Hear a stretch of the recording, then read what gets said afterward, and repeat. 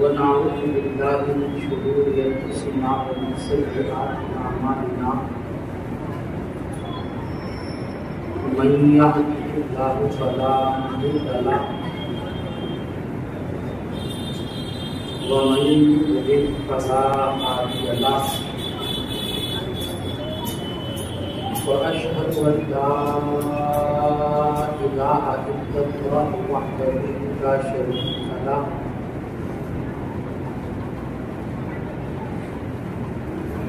وأشهد أن محمدا عبده ورسوله صلى الله تعالى عليه وعلى آله وصحبه وأزواجه وذرياته وأهل بيته أجمعين.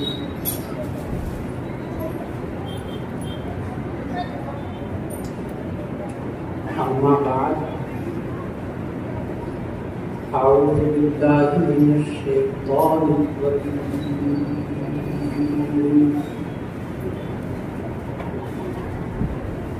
بسم الله الرحمن الرحيم.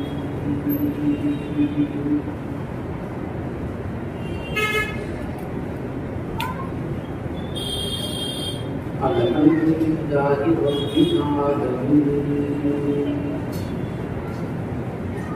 الرحمن الرحيم مالك يوم الدين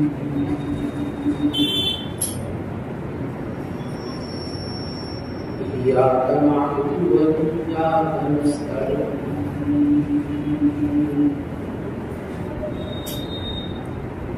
اهدنا الصراط المستقيم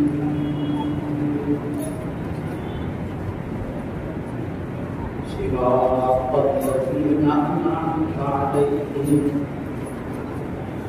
غير المغضوب عليهم ولا الضالين.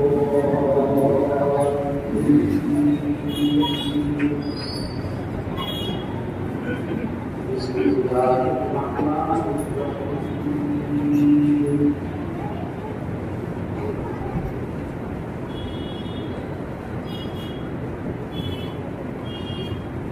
والضحى والليل إذا سجى ما ودعك ربك وما قلى وللآخرة خير لك من الأولى ولسوف يعطيك ربك فترضى ألم يجدك يتيما فآوى ووجدك ضالا فهدى ووجدك عائلا فأغنى فأما اليتيم فلا تقهر وأما السائل فلا تنهر وأما عن نعمة ربك فحدث. صدق الله العظيم. سبحان ربك رب العزة عما يصفون وسلام على المرسلين والحمد لله رب العالمين. رب اشرح لي صدري ويسر لي أمري رب اشرح لي صدري ويسر لي أمري رب اشرح لي صدري ويسر لي أمري واحلل عقدة من لساني.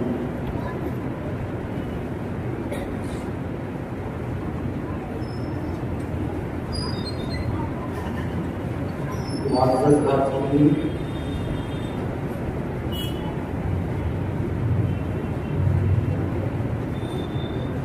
گرامی قدر سامعین،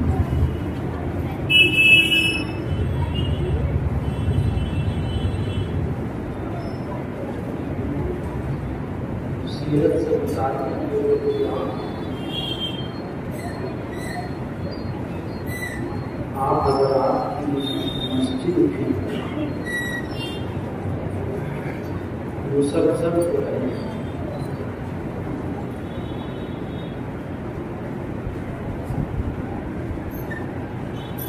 اللہ تبارک و تعالیٰ سے دعا ہے کہ سننے والوں کو اور سنانے والوں کو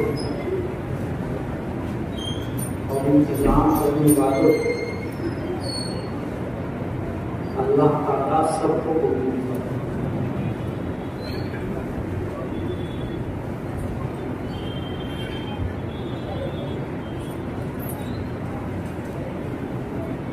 اور یہ بھی دعا کریں کہ اللہ تبارک و تعالیٰ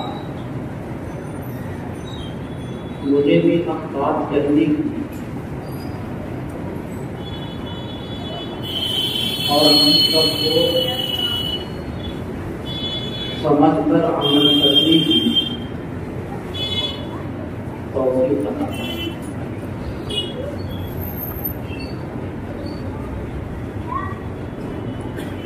سب سے اچھی بات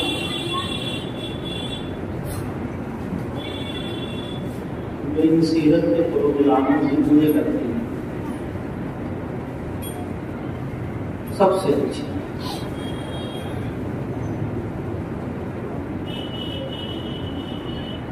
وہ یہ بات ہے کہ یہاں عنوان پہلے سے متعین ہے۔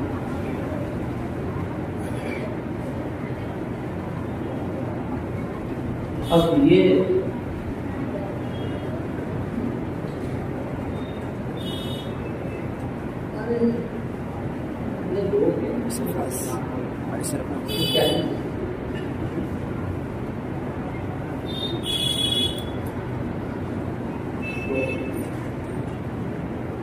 عنوان پہلے سے متعین ہے، تو یہ فکر ختم ہو جاتی ہے کہ بھائی کہنا کیا۔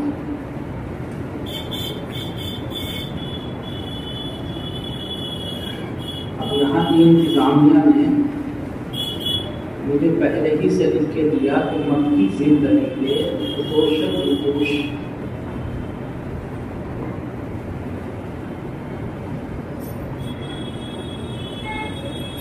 اب سوال یہ ہے کہ اس عنوان کو شروع کہاں سے؟ مکی زندگی ہے، نبوت سے پہلے 40 سال پر رکی،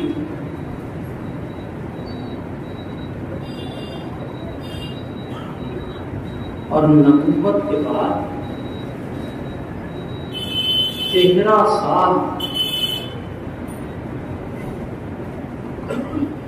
بہت لمبا سا۔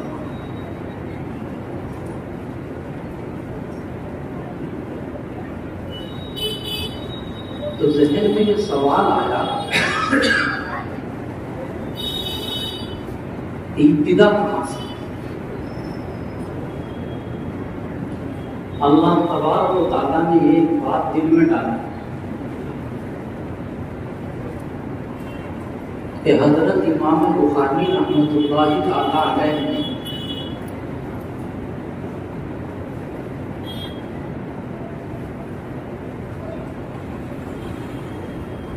جو اپنی کتاب کو شروع کیا تھا وہ وحی کے بیان سے شروع کیا،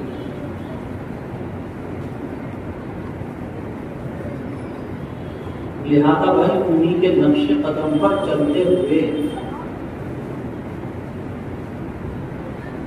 وہیں سے ہم بھی آج کی گفتگو کا آغاز کریں۔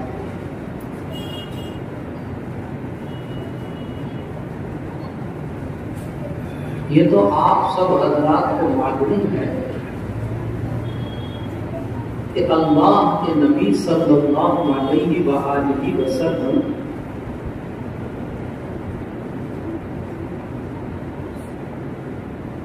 حضرت جبرائیل کے وحی لانے سے پہلے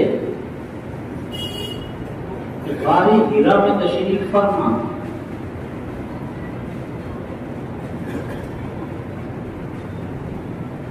غالباً ربیع الاول کا مہینہ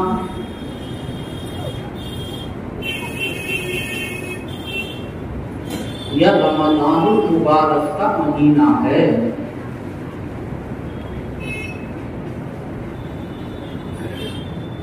یہ پہاڑ مکہ معظمہ سے کچھ فاصلے پر واقع ہے، آپ عبادت الہی میں مشغول ہیں، حضرت جبرائیل علیہ السلام تشریف لائے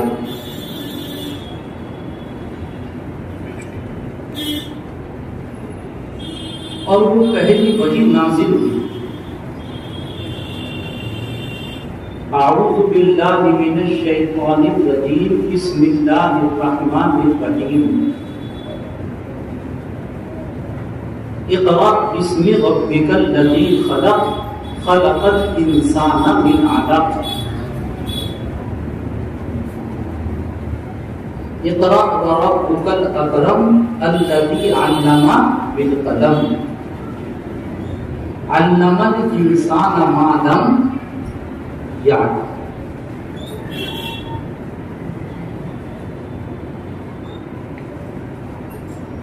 یہ پہلی وحی حضور اکرم صلی اللہ علیہ وآلہ وسلم کے اوپر نازل ہوئی۔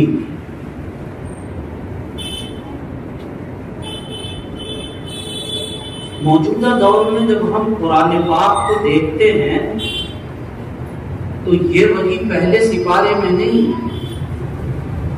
30ویں سپارے میں۔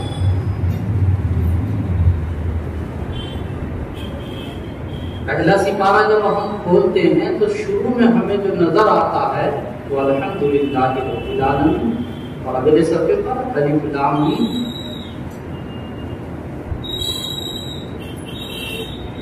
بھائی پہلی وحی کو 30ویں سپارے میں کس نے رکھا؟ نعوذ باللہ یہ کسی عالم، کسی مفتی، کسی محدث، کسی مفسر، کسی محقق، کسی مدقق، ان کا کام نہیں۔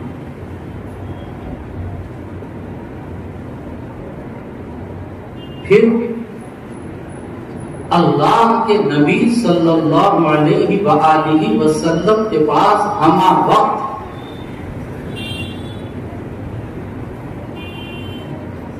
وحی کے لکھنے والے افراد تیار رکھتے تھے۔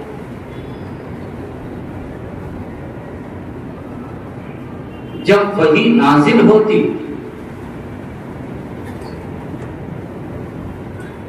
تو آپ خود یہ فرمایا کرتے تھے کہ اس حصے کو کہاں رکھنا،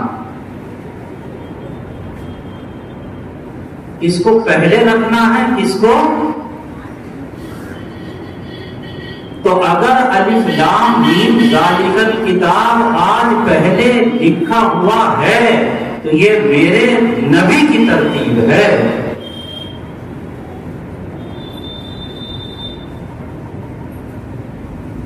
اس کے بعد پھر کیا کرا حضرت جبرائیل علیہ السلام نے؟ دو کام ہو کیے۔ نوجوان ساتھی توجہ، کتنے کام؟ پہلا کام یہ کیا کہ وضو کیا، اللہ کے نبی علیہ الصلوۃ والتسلیم کو وضو بتایا کیسے۔ مکہ میں نہیں، غار حرا میں، وحی کے بعد کریے آپ۔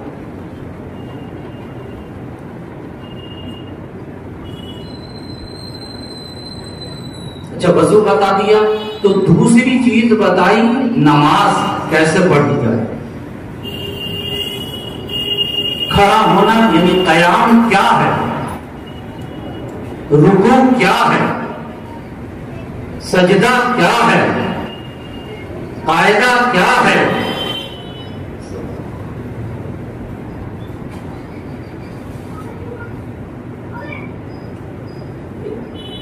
بہت تیز تو نہیں بولنا، میں سمجھ میں آ رہی ہے آپ کو؟ میرے کان میں بہت تیز لگ رہی ہے آپ،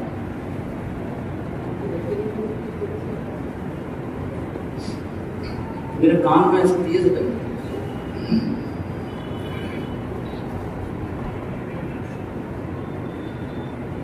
جو میں نے حدیث پڑھی آپ کے سامنے، یہ روایت کو میں نے پڑھ کے سنائی ہے کہ وہی غار حرا میں وضو بھی ہوا اور کیا ہوا، یہ ساتھی جو بیٹھتے ہیں اور کیا ہوا،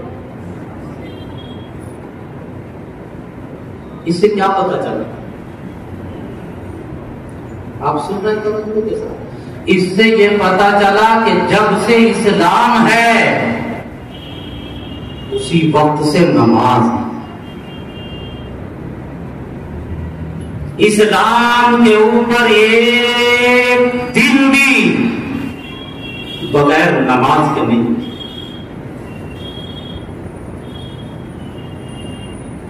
نوجوان ساتھیوں کی سمجھ میں آئی میرے پاس؟ جب سے اسلام آیا اسی وقت سے کیا ہے؟ نہ سمجھ کی توفیق عطا فرمائے۔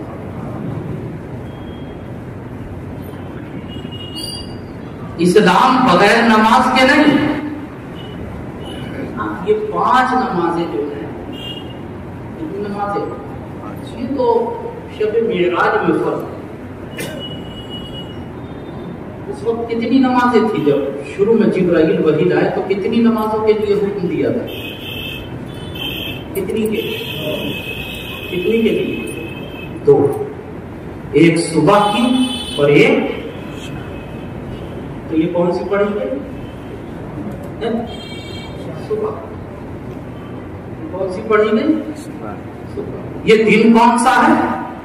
پیر کا۔ مہینہ کون سا ہے؟ ربیع الاول کا یا رمضان۔ پہلی نماز، اور نماز بغیر وضو کے نہیں۔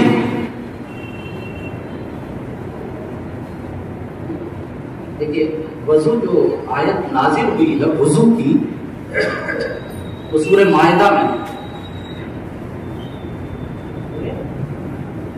سورہ مائدہ میں کیا ہے وہ آیت؟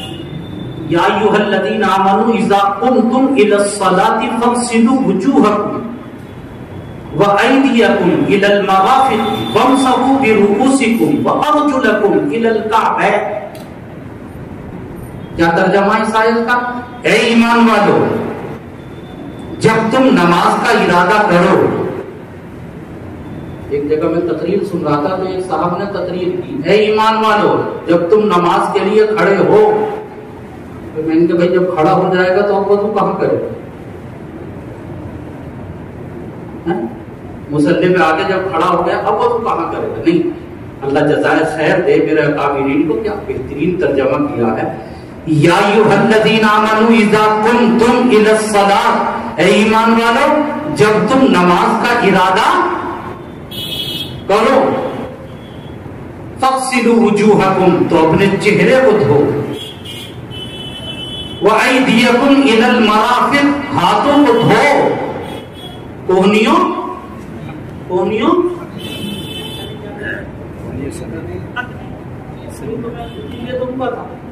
کونیوں تک نہیں، کونیوں، ہاں، وامسحوا برؤوسکم، اور اپنے چہرے، اپنے سر کا مسح کرو۔ کس کا مسح ہے؟ سر کہاں سے کہاں تک ہوتا؟ کوئی نوجوان ساتھی ایسا ہے جو مجھے بتا دے کہ سر یہ ہے، کوئی ساتھی ایسا جو یہ بتا دے کہ سر یہ، اچھا چلو آپ کو شرم آ رہی میں بتاؤں، یہ جہاں سے بال شروع ہو رہے ہیں نا، یہ یہاں سے پیشانی سے کیا شروع ہو جاتا ہے؟ سر، اور کہاں تک جاتا ہے؟ یہ جہاں تک بال ہے۔ یہ قرآن کا حکم ہے کہ سر کا مسح کرو۔ اب میں اپنے گریبان میں جھانک کے دیکھوں جتنے بھی نمازی یہاں بیٹھے ہیں، برا تو نہیں ماننے کے بھائی، کہہ دیں برا تو نہیں ماننے کے، سب سے زیادہ آج کوتاہی اللہ معاف فرمائے مسے میں ہو۔ بہت بڑی تعداد تو وہ ہے کہ جو سر پہ ٹوپی رکھی اور ایسے کر کے اس نے ٹوپی پکڑی اور یوں کر کے ٹوپی پیچھے کو کر لی۔ میں نے خود اپنی آنکھوں سے دیکھا ہے کہ ٹوپی پہ مسا ہوا، سر پہ اس کا ہاتھ ہی نہیں۔ اچھا ابھی جب میں تقریر کر کے ہٹوں گا نا تو جو ذرا جس کو دین کا حیضہ ہوتا ہے، ایک طبقہ وہ بھی ہے جسے دین کا حیضہ ہوتا ہے، کہا مولانا چوتھائی سر، اب چوتھائی اور پانچویں کے چکر میں پڑ رہا ہے۔ اللہ کے بندے سنت یہ ہے کہ پورے سر کا، سنت کیا ہے تو تہیہ کریں انشاءاللہ۔ میں سمجھوں گا میری تقریر کامیاب ہو گئی اور آنا بھی کامیاب ہو گیا۔ ایک چیز یہ معلوم ہوئی کہ آج سے مسا کتنے سر کا کریں گے؟ چوتھائی کا یا پورے کا؟ انشاءاللہ اللہ مجھے بھی کمی میرے اندر ہے. ہمارے حضرت تھانوی پر اللہ مرتضی فرمایا کرتے تھے کہ جو کمی میرے اندر ہو میں اسے مجمع میں بتا دیتا ہوں. یہ کمی میرے اندر تھی اس لیے میں نے رکھی, آپ میں نہیں.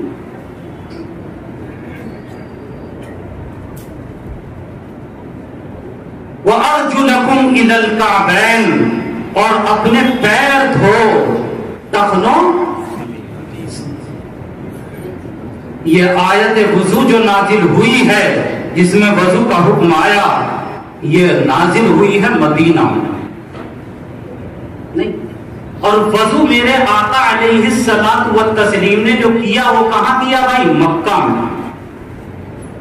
تو اس آیت اس میری تقریر سے یہ بات معلوم ہوئی کہ بہت سے دین کے مسائل ایسے ہیں کہ عمل میرے نبی صلی اللہ علیہ وآلہ وسلم نے پہلے کیا ہے اور وہی بعد میں. رک کے کہوں, بات ذرا سی گہری ہے, دوبارہ رک کے کہوں.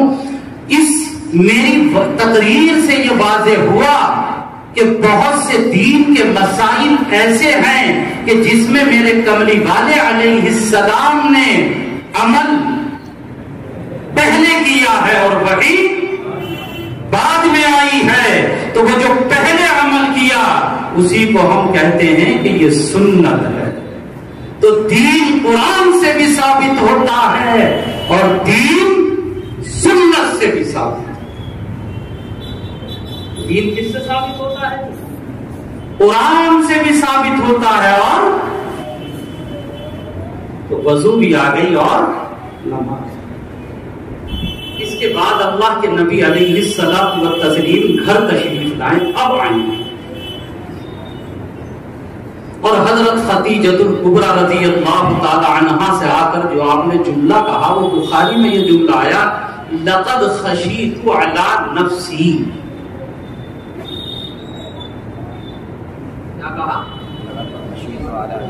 کیا مطلب؟ مجھے ڈر لگ رہا ہے کہ کہیں میں ہلاک. آپ گھبرا رہے تھے کس چیز سے؟ ذمہ داری کا جو احساس وہ ہے سب کی ذمہ داری کا. تو حضرت خدیجہ رضی اللہ تعالی عنہا نے چند جملے کہے, 5 جملے. کتنے جملے؟ اور میں قسم کھا کے کہتا ہوں 5000 صفوں کی کتاب بھی ایک طرف اور یہ 5 جملے. کیا کہا حضرت خدیجۃ الکبریٰ رضی اللہ تعالی عنہا نے؟ سنا ہوگا آپ نے بارہا سنا. لطف ہی کچھ اور, لطف ہی کچھ اور. کیا کہا؟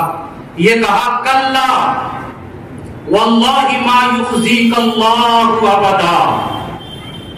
اے میرے تاجدار ہرگز نہیں, اللہ آپ کو رسوا بے یار و مددگار نہیں کرے گا. کیوں نہیں کرے گا؟ اب آگے سنیے 5 جملے. دیکھیے ایک اور جملہ کیسا ہے, انک لتصل الرحم. آپ رشتوں کو جوڑتے ہیں. کیا کرتے ہیں رشتوں کو؟ دیکھو سیرت کے پروگرام چل رہے ہیں, رشتوں کو جوڑنا کسے کہتے ہیں؟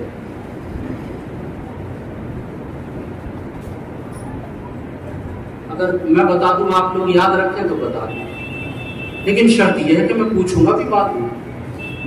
رشتے کو جوڑنا کسے کہتے ہیں؟ دیکھو 2 کام آدمی اگر کرے گا تو انشاءاللہ رشتے کو جوڑنے والا بن جائے. کتنے کام؟ زیادہ بھاری بات نہیں, بہت آسان نسخہ. نمبر 1, رشتے داروں کی کبھی کبھی خیریت معلوم کرنا. حالات خیریت معلوم کرنا. یہ کون کتنا کام ہو گئے؟ کتنے کام ہو گئے؟ اگر ان میں سے کوئی حالات سے 2-4 ہے یا پریشان ہے تو اپنی ہمت کے مطابق, یہ نوٹ رکھنا میری بات, کس کے مطابق؟ حیثیت کے مطابق, اپنی ہمت, اپنی حیثیت کے مطابق ان کی مدد اور نصرت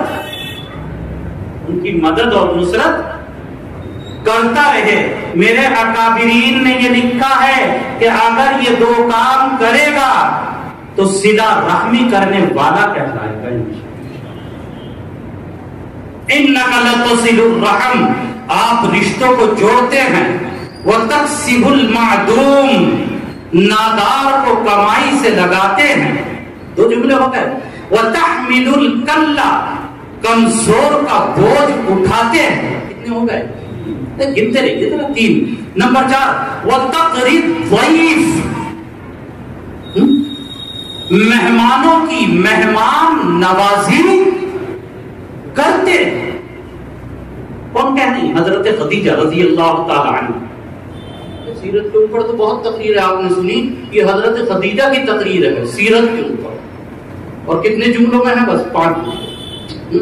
وہ تقریر ضیف، آپ مہمانوں کی مہمان نوازی کرتے ہیں.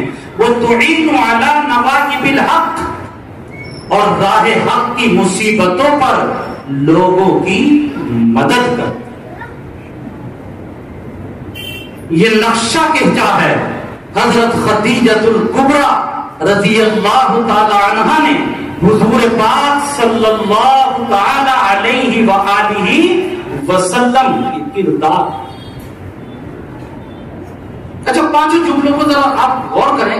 یہاں سے جا کر بیٹھ کر اپنے کمرے میں 10 منٹ یہ 5 کے 5 جملوں کا اگر حاصل نکالیں اور 5 جملوں کا خلاصہ نکالیں تو اس کا خلاصہ ایک جملے میں نکل کر آئے گا کہ اے میرے آقا، آپ خدمت خلق کرتے ہیں.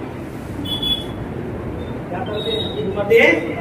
اب میں ایک نقطہ بیان کرنا چاہوں گا جو میرے اکابرین نے بیان کیا، آپ توجہ فرمائیں. حضرت خدیجہ الکبریٰ نے نبی پاک علیہ الصلوۃ والتسلیم کی پریشانی پر یہ 5 جملے فرمائے جو خدمت خلق سے بھرے ہوئے ہیں. اس سے پتا چلا کہ خدمت خلق، نوٹ کرنا ہے اپنی بات، ذرا میری نگاہوں میں نگاہ ڈالی جب مزہ آئے گا. اس سے پتا چلا کہ خدمت خلق اتنا اونچا عمل ہے کہ جس کی بنیاد پر اللہ تبارک و تعالی دنیاوی پریشانیوں کو بھی حل فرما. دنیاوی پریشانیوں کو بھی کیا فرما دیتے ہیں؟ خدمت خلق اتنا اونچا. ایک اور بات اسی کے ساتھ، اسے ایک اور بات معلوم ہوئی. کیا معلوم ہوئی؟ اللہ کے نبی علیہ الصلوۃ والتسلیم کو اب ایک میدان میں اترنا ہے. وہ میدان کیا ہے؟ دین کی دعوت. حضرت خدیجہ الکبریٰ رضی اللہ تعالی عنہا نے یہاں 5 جملے ارشاد فرما کر قیامت تک آنے والے تمام غلامان مصطفیٰ کو یہ بتایا ہے کہ دعوت دین کی ابتدا خدمت خلق سے ہوگی. دعوت دین وہ کرے گا جس کے اندر خدمت خلق موجود ہوگی. یہ ترتیب ہے. یہ نبی علیہ الصلوۃ والتسلیم کی سیرت ہے. یہ آپ کا طریقہ ہے جو چیخ چیخ کر حضرت خدیجہ کے جملے بخاری کے اندر موجود یہ بتا رہے ہیں کہ دعوت دین اس کی ترتیب ہی یہ ہے کہ اس کے اندر پہلے خدمت خلق. جب دعوت دین میں رنگا، جب دعوت دین سنت کے مطابق ہوتی ہے، کب پتا چلا کہ دعوت دین ایک بہت اونچی منزل ہے، لیکن اس کی سب سے پہلا زینہ اور اس کی سب سے پہلی سیڑھی کا نام خدمت خلق.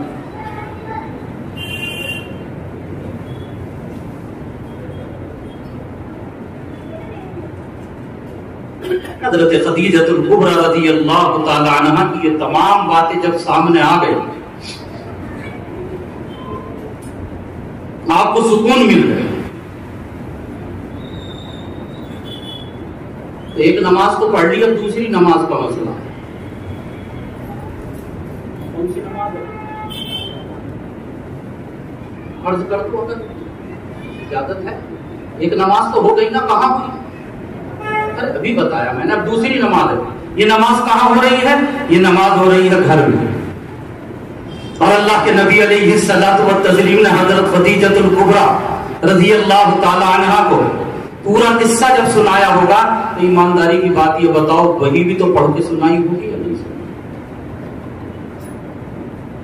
قرآن تو سب نے سنا ہے، بہت سے ساتھی یہاں بھی ہوں گے وہ کہیں گے میں نے فلاں قاری صاحب کا قرآن پڑھا، میاں کیا شاندار ہوگا، میں نے فلاں امام صاحب کا قرآن کیا جواب دیں قرآن ایک سے ایک پڑھنے والے۔ لیکن اس امت کے اندر سب سے پہلے توجہ ہے آپ کو، یہ بخاری کی روایت مجھے نہیں، اس کے تناظر میں کہنا چاہ رہا ہوں کیا کہ سب سے پہلے نبی کریم صلی اللہ علیہ وآلہ وسلم کی زبان رسالت سے قرآن کی تلاوت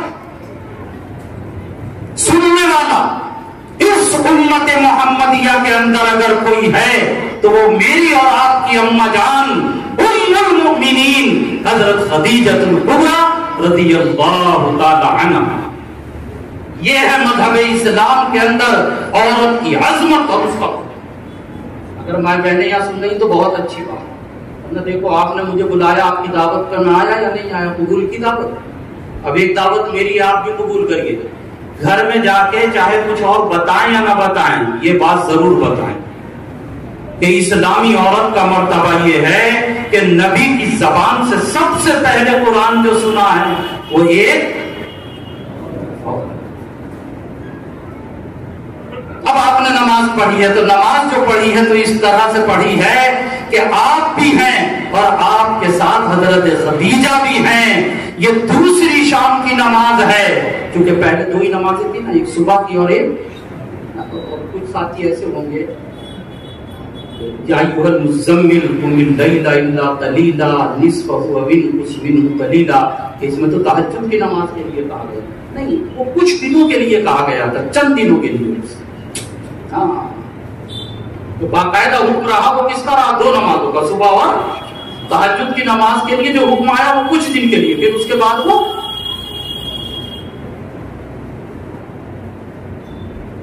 تو اب حضرت خدیجہ رضی اللہ تعالی عنہا نے نماز پڑھی، آپ صلی اللہ علیہ وسلم دونوں نے مل کر نماز پڑھی۔ اسی لیے اللہ کے نبی علیہ الصلوۃ والتسلیم نے ایک جملہ ارشاد فرمایا، کیا حدیث تو بہت لمبی ہے، اس میں ایک جملہ یہ ہے کہ ایمان والو تم اپنے گھر کو قبرستان نہ بناؤ۔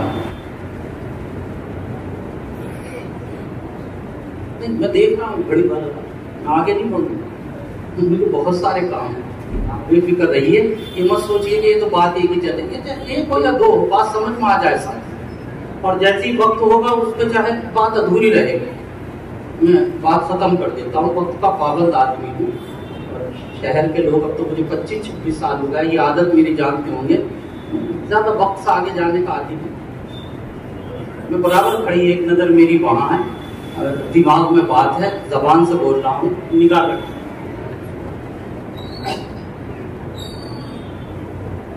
کیا کہہ رہا تھا میں کہ اپنے گھروں کو قبرستان نہ بنا۔ بھائی قبرستان میں کیا نہیں ہوتا، نماز نہیں ہوتی، کیا نہیں ہوتا، نماز نہیں ہوتی، کسی نے نہیں دیکھا ہوگا قبرستان میں نماز ہوتی۔ آپ نے فرمایا باقاعدہ یہ کہ اپنے گھروں کو قبرستان نہ بناؤ، یعنی کچھ نمازیں کہاں پڑھو اپنے، لیکن فرض نہیں۔ مرد کی جو فرض نماز ہے وہ تو ادائی کامل طور پر جب ہوتی ہے جب مسجد میں جماعت کے ساتھ۔ علماء نے یہ بھی لکھا ہے کہ سنت موقعہ کہاں پڑھے بھائی، مسجد میں، لیکن کچھ نوافل کم سے کم کہاں پڑھے، کچھ نوافل کم سے کم کہاں پڑھے۔ یہ میرا کہنا ہے، اگر آپ حضرات اجازت دیں تو میں کہوں کہ اگر زیادہ بھی نہ ہو تو فجر کی جو سنتیں ہیں وہ تحیہ کرے، جتنے ساتھی یہاں بیٹھے ہوئے ہیں کہ انشاءاللہ ارادہ کریں کہ فجر کی سنتیں گھر سے پڑھ کے جب مسجد میں آئیں گے انشاءاللہ، اس سے کیا فائدہ ہوگا، جب گھر میں نماز پڑھیں گے دو فائدے لکھے میرے اکابرین نے۔ ایک فائدہ تو گھر کے اندر برکت آئے گی انشاءاللہ، ارے انشاءاللہ تو کہتے ہیں، ایک فائدہ تو یہ گھر میں برکت آئے. دوسرا فائدہ کیا ہوگا؟ دوسرا فائدہ یہ ہوگا کہ گھر کے جو چھوٹے چھوٹے بچے ہیں ان کو نماز کی عادت پڑے گی انشاءاللہ. فائدے ہو گئے. اور حضرت عائشہ صدیقہ رضی اللہ تعالی عنہا کی تو ایک روایت ہے کہ اللہ کے نبی علیہ الصلوۃ والتسلیم نے فرمایا امرت، مجھے حکم دیا گیا ہے ببناء المسجد، کہ میں مسجد بناؤں. کیا بناؤں؟ میں مسجد بناؤں. کہاں بناؤں مسجد؟ فی دور، گھر میں. کہاں مسجد بناؤں؟ مقصود اس لیے کہ گھر میں مسجد بنانے کا یہ ہر گھر میں ایک مسجد بن جائے نا. یعنی ایک جگہ کس کی ہو؟ کس کی ہو؟ نماز کی.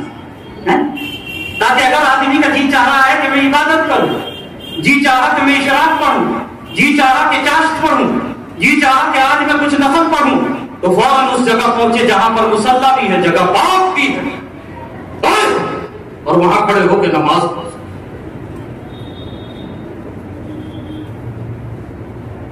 ایک بات کہنے کو جی چاہ رہا ہے بھائی، مسجد ابراہیمی کے مصلی ہو، لیکن خدا کے واسطے پکڑ مت کرو. پہلے ہمارے یہاں جو ہمارے بزرگ تھے نا، ہمارے ابا دادا نانا وغیرہ، ان کے یہاں ایک عمل بڑا اچھا. وہ اچھا یہ تھا جب بیٹی گھر سے رخصت ہوتی تھی تو اس کو ایک چوکی دیا کرتے تھے. اب یہ بڑا مسئلہ ہے، نوجوان بچے بیٹھے ہی نہیں، چوکی سمجھانا بھی نہیں. اگر چوکی سمجھاؤں گا تو 9:45 اسی میں بچ جائے. یہ کیا دیا کرتے تھے؟ چوکی. تو جتنے جس کی سمجھ میں نہ آئے چوکی، وہ پولیس چوکی نہیں ہے، بیٹھا خاص طور سے لکڑی کی ہوتی. اس کا فائدہ کیا ہوتا تھا؟ وہ گھر میں ایک جگہ پڑی ہوتی تھی، رکھی بھی تھی، پاک صاف وہ جگہ ہوتی تھی. ماں کو جی چاہے، دادی کو جی چاہے، بہنوں کو جی چاہے، مرد کو جی چاہے، جس کا جی چاہے وہ وہاں جا کے نماز. اللہ. تو بھائی اس سے ایک بات کی بہت اہم معلوم ہوئی. کیا ہوئی؟ کہ گھر کے اندر ایک جگہ ایسی بھی ہو جو کس کے لیے خاص ہو. آپ کہیں گے تمہارا اس بات پہ اتنا زور کیوں دے رہے ہیں؟ مختلف جگہوں پہ جانا آنا ہوتا ہے، اور بس اوقات ایسا جیسے کسی کے یہاں گئے نا، تو جس کا ذرا مکان اچھا سا ہوتا ہے تو جلسے والے یہ چاہتے ہیں، پروگرام والے، کہ وہاں ان کا قیام تاکہ ہر طرح کی سہولت. عام طور سے میں نے یہ جو دیکھا وہ آپ سے کہہ رہا ہوں. جب اس گھر میں ہم جاتے ہیں تو 90% جو میرے ساتھ معاملہ ہوتا ہے وہ بتاؤں گا.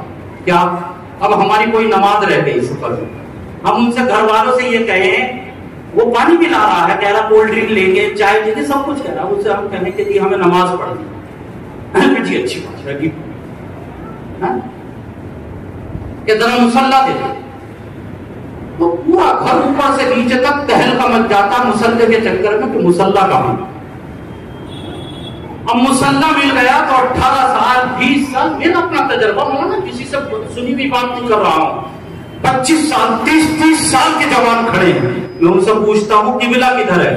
تو کہتے ہیں ابھی دادا کو بلاتے ہیں، وہ بتائیں. افسوس کی بات نہیں ہے، دادا یہاں بیٹھے ہوئے ہیں، کمی ان کی ہے. سفید بال والے جو بیٹھے ہیں کمی ان کی ہے. اگر یہ گھر میں بچوں کے سامنے کچھ نفلیں پڑھتے، کچھ نمازیں پڑھتے، تو گھر کے چھوٹے بڑے ہر ایک کے سامنے یہ ہوتا کہ ہمارا بڑا جب نماز کی نیت باندھتا ہے تو اس رخ کو باندھتا ہے قبلہ ادھر ہو.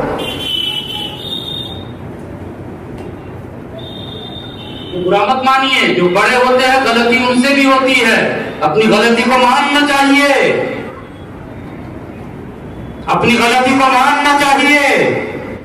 جس معاشرے کے اندر بڑے اپنی غلطی کو مان لیتے ہیں، آئندہ آنے والی نسلوں میں بہت سدھار آ جائے.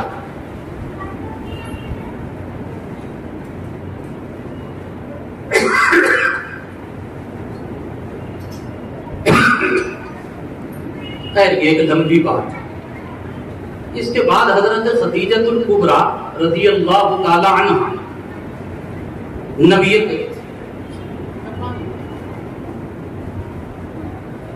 آپ کو لے کر ایک بہت بڑے عالم ہے اس وقت کے، مذہباً عیسائی ہیں، ورقہ رضی اللہ تعالی عنہ، بغیر تحقیق کے نہیں کہہ رہا ہوں، تحقیق ان کے پاس لے کر جب پوری بات انہوں نے بتائی تو حضرت ورقہ رضی اللہ تعالی عنہ نے یہ بتایا، کہا کہ مجھے یقین ہے کہ یہ وہی ناموس اور فرشتہ ہے جو حضرت موسیٰ علیہ السلام پر وحی لاتا ہے، یعنی آپ کو اب اللہ کی طرف سے نبوت اور رسالت آتا ہو۔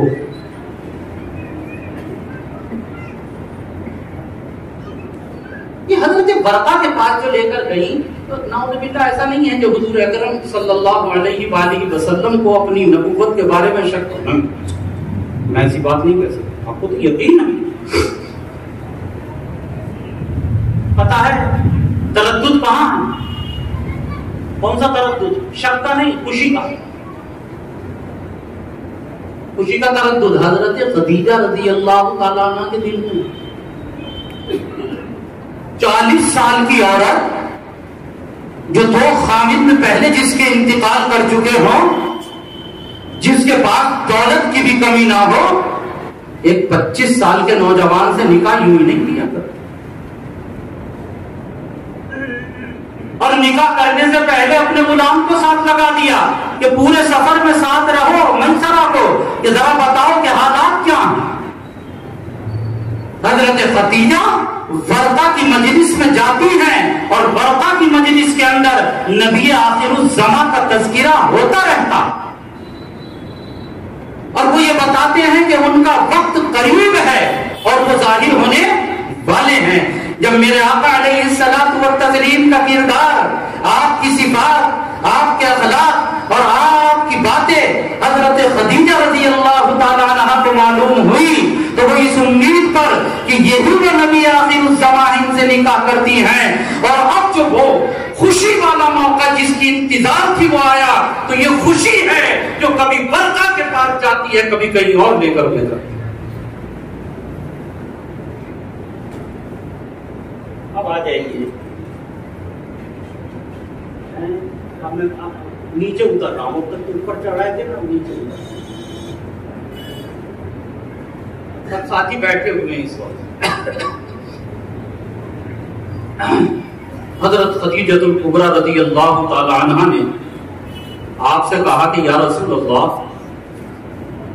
صلی اللہ علیہ وسلم، اب کہ جب وہ فرشتہ آئے مجھے بتا،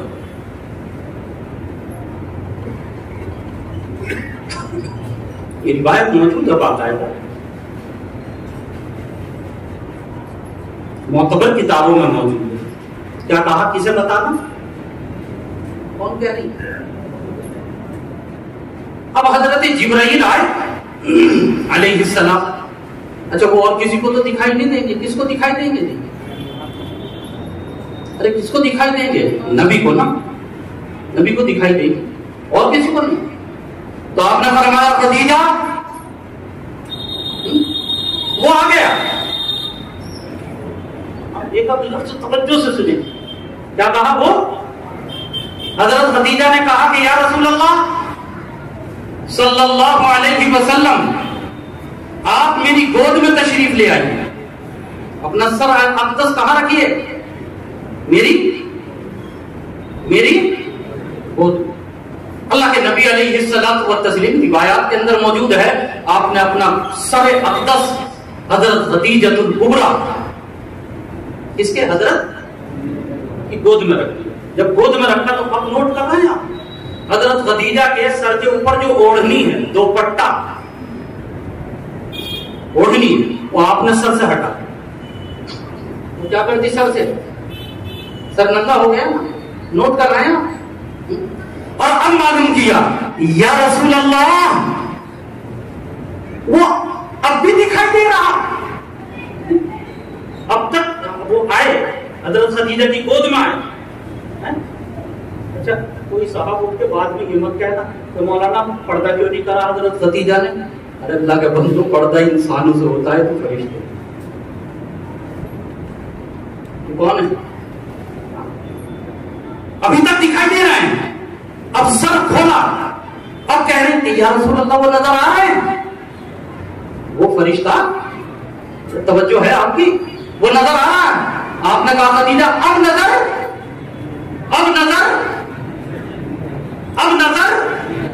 نہیں آ رہا۔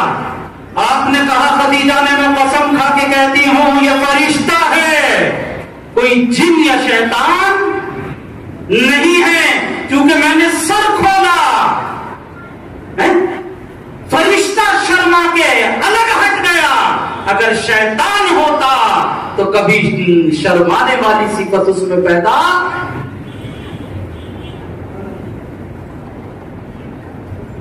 اللہ اکبر کبیرہ، اللہ اکبر کبیرہ۔ گھر جا کے مستورات کو یہ والی بات کی ضرور بتا۔ کیا پتا چلا؟ یہ پتا چلا جب عورت کا سر ننگا ہوتا ہے تو رحمت کا فرشتہ وہاں ٹکتا نہیں ہے، وہاں سے الگ آتا ہے۔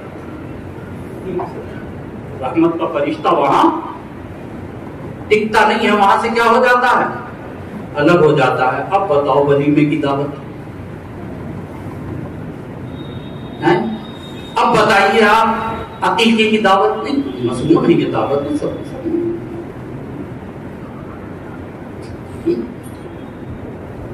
اب یہ بتائیے خوشی کی دعوت، جب ہماری مائیں بہنیں سر ننگا ہوگا، رحمت کے فرشتے ہی نہیں رہیں گے تو برکتیں کہاں سے آئیں گی، نورانیت کہاں سے؟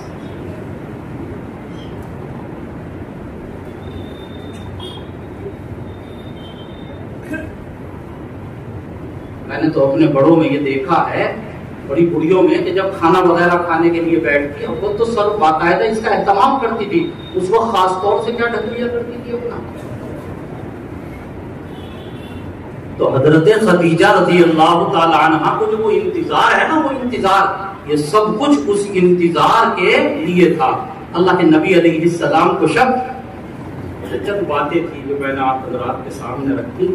وہ اتفاق کی بات یہ ہے کہ بخاری کی جو روایت ایک تھی اسی میں بات پوری ہو گئی، اور بھی کسی وقت میں اور دوسرے ساتھی آئیں گے وہ آپ کے سامنے رکھیں گے۔ اللہ عمل کی توفیق عطا فرمائے۔